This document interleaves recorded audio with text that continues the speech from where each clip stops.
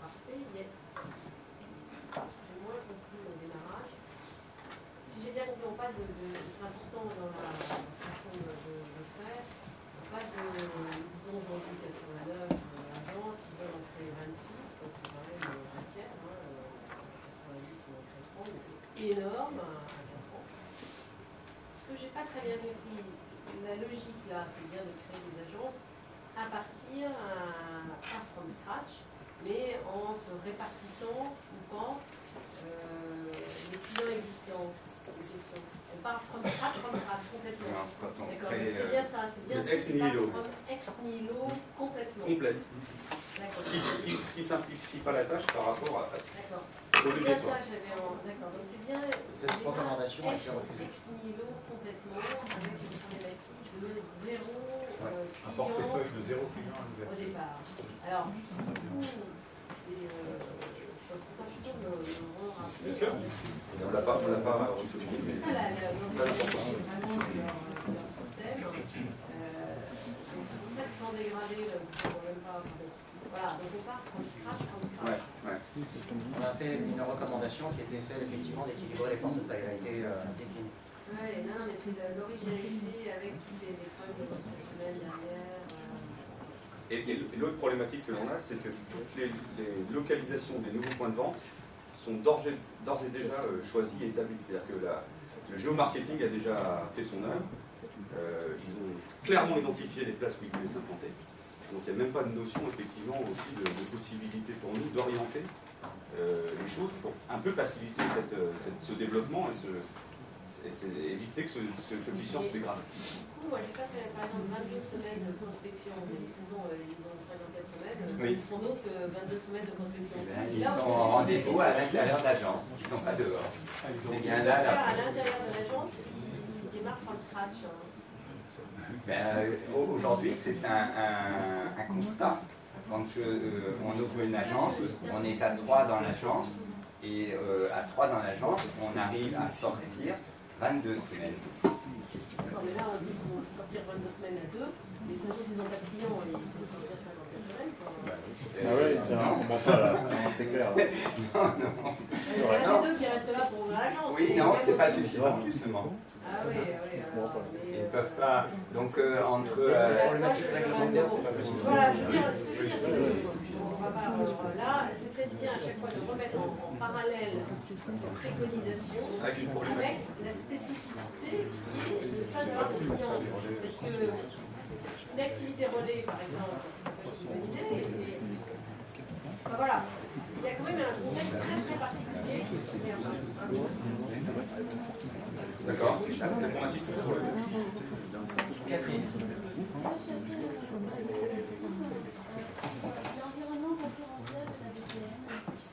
Vous avez parlé de géomarketing, il y a un sous-traitage, quelle est la demande marché locale, quelle est les questions de segmentation, qui sont les concurrents, ça va être juste à faire des frontaliers, voilà, ça m'a.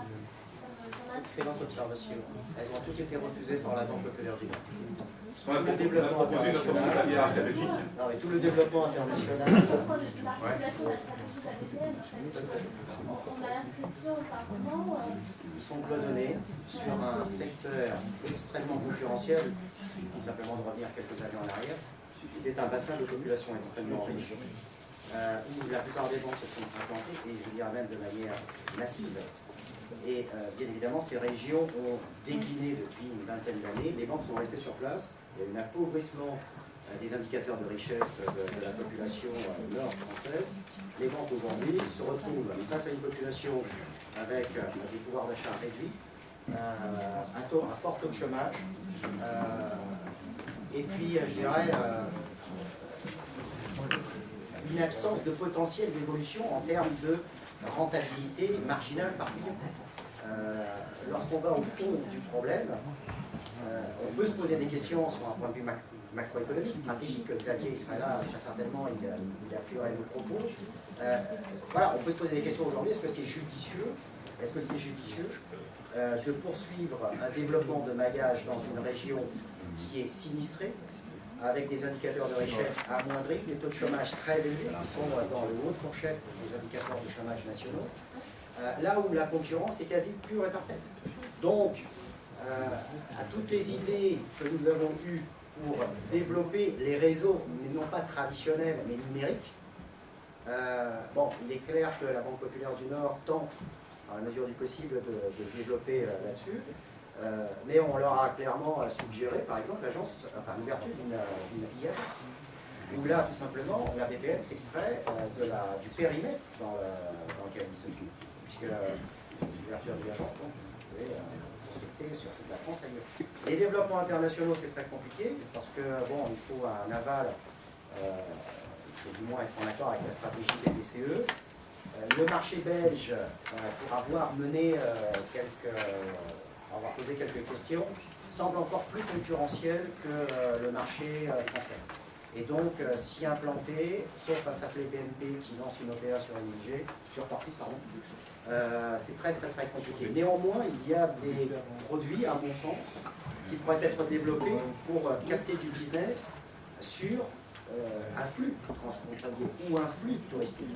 Bon, là encore, ce sont des recommandations qui ont été soumisées. Donc, comme le rappelait Hervé, c'est vrai que nous avons 10 recommandations à développer et pas 11.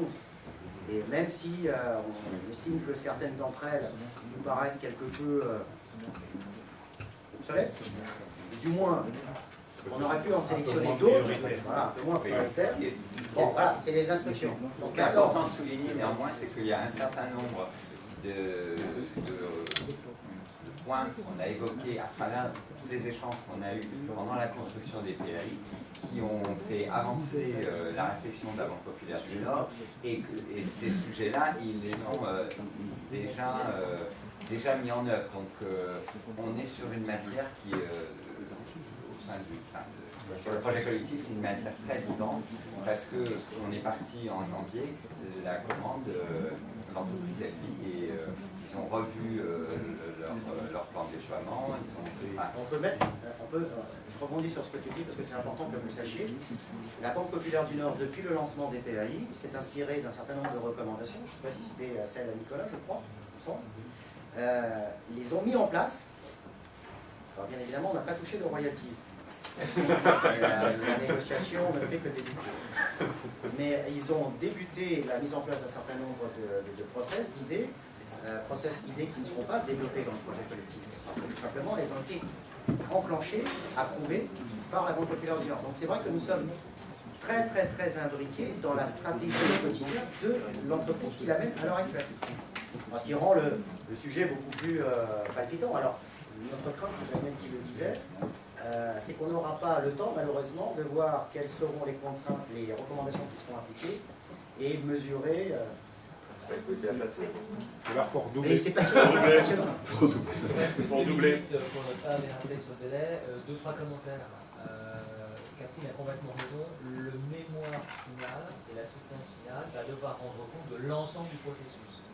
Donc, la dimension contextuelle dans laquelle je vous situe au niveau régional est exactement fondamentale pour comprendre tenant et aboutissant de là où on travaille.